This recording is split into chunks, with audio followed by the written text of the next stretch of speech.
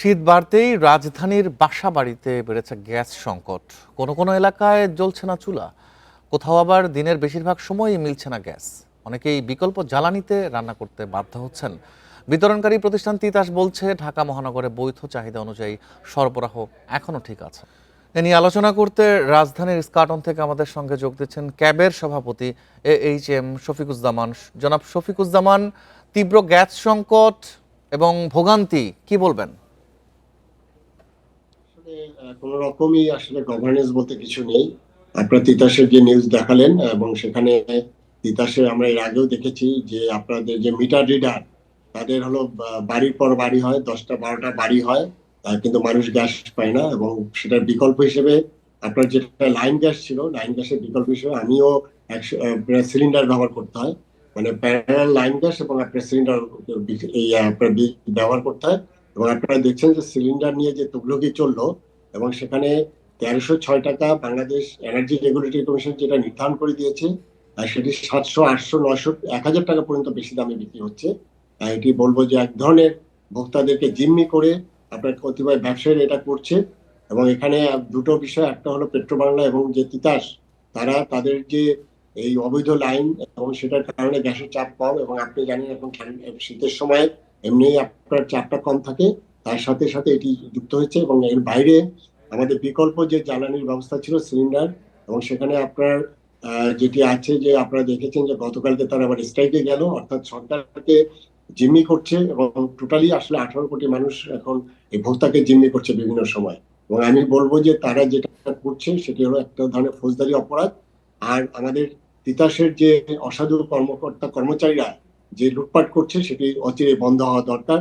এবং সেটা যদি বন্ধ না হয় তাহলে এরকম মানুষের ভোগান্তি সবসময় হবে। তিতাস তো গ্যাস চুরির কথা বলে দায় সারছে। মূলত সংকটের দায় কার আসলে? এটি দুটো পার্ট, একটা হলো যে আমাদের যেটা এলএনজি আমদানি হয় সেখানে আমাদের যারা যে আমাদের বড় বড় কোম্পানি যারা এইটাকে আপনার বোতলজাত করে, সেখানে তারা যেটা বলছে যে আপনার আমদানির পরিমাণ কম, কিন্তু সেটার অর্থ এই নয় যে আপনার সিলিন্ডার অ্যাভেলেবেল বেশি টাকা দিলে পাওয়া যাচ্ছে।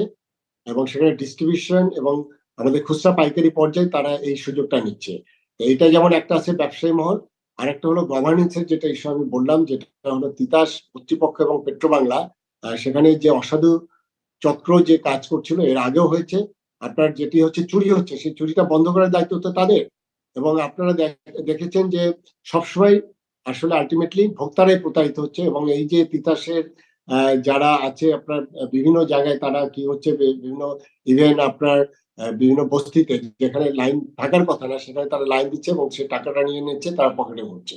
এখানে দুটো পক্ষ, একটি হলো সরকারের পক্ষে যারা আছে এটি তিতাস সহ তারা যেভাবে করছে, একইভাবে আপনার আমাদের যারা ব্যবসায়ীরা যারা সিলিন্ডারের মাধ্যমে গ্যাস সরবরাহ করে সেখানে ওইটা হচ্ছে। এবং এই তিতাসের এই কারণে আপনার, আমি যখন শ্রম মন্ত্রণালয়ের সচিব ছিলাম কিছুদিন আগে, সেখানে আপনার অনেকগুলো গার্মেন্টস ফ্যাক্টরি বন্ধ হয়ে গেছে শুধুমাত্র এই গ্যাস সংকটের কারণে।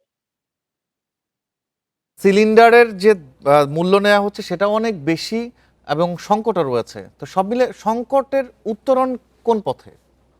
না, সংকটের তো আপনার আমদানি যেটা বলা হচ্ছে যে আমদানি কম হয়েছে, কিন্তু আমাদের যে ডাটা আমি দেখলাম যে বাংলাদেশ ব্যাংক এবং আমাদের এনবিআর এর যে ডাটা, সেখানে কিন্তু আপনার সেটি সংকট থাকার কথা নয়। এটি যেটাই করা হয়েছে সেটা এনার্জি রেগুলেটরি কমিশন যে দাম নির্ধারণ করেছে, সেখানে তারা আসলে আপনার ফ্যাক্টরি পর্যায়ে যে দামটা সেটাই আপনার রিটেল পর্যায়ে দিয়েছে। এটা আসলে তাদের জায়গাটায় মানে একটা ক্যালকুলেশনের আমি বলবো যে ভুল হয়েছে। এবং সেই জায়গায় যেটা দরকার ছিল সেটি হলো তাদের সাথে আলোচনা করে আসলে যৌক্তিক মূল্য কত হবে এবং সেই দামটা যাতে আপনার বিক্রি হয়, আপনার ভোক্তা পর্যায়ে হয়, বিক্রি হয়, সেই জিনিসটা সবচেয়ে বেশি ইম্পর্টেন্ট ছিল।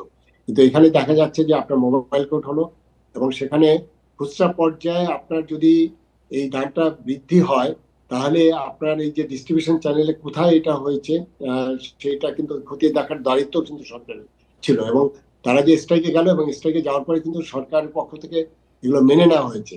কিন্তু আপনারা জানেন যে এটি টোটালি একটি রেগুলেটরি আইটেম, এবং সেখানে তাদের যে বিস্ফোরক পরিদপ্তরের কাছ থেকে কিন্তু তাদের লাইসেন্স নিতে হয়। ইভেন আপনার রিটেল পর্যায়ে যারা বিক্রি করে সেখানেও লাইসেন্স নিতে হয়। আমরা তো দেখিনি যে, আমরা কিন্তু ক্যাবের পক্ষ থেকে সরকারকে জানিয়েছিলাম যে এই বিষয়ে কঠোর অবস্থান নিতে, কিন্তু সেই কঠোর অবস্থানটা দেখিনি, বরঞ্চ সরকার কিন্তু সেখানে অনেকটাই বলবো যে কম্প্রোমাইজ করেছে। সেই ব্যবসায়ীদের যারা এই অসাধু চর্চা করছে তাদের কাছে সরকার কম্প্রোমাইজ করেছে, যেটা আসলে আমাদের ভোক্তাদের ভোগান্তি, এবং এই ভোগান্তি থেকে আমরা আসলে সমস্ত ভোক্তারাই মুক্তি চাচ্ছি আমরা। গ্যাস সংকট নিয়ে স্কাটন থেকে জানাচ্ছিলেন ক্যাব সভাপতি শফিকুজ্জামান।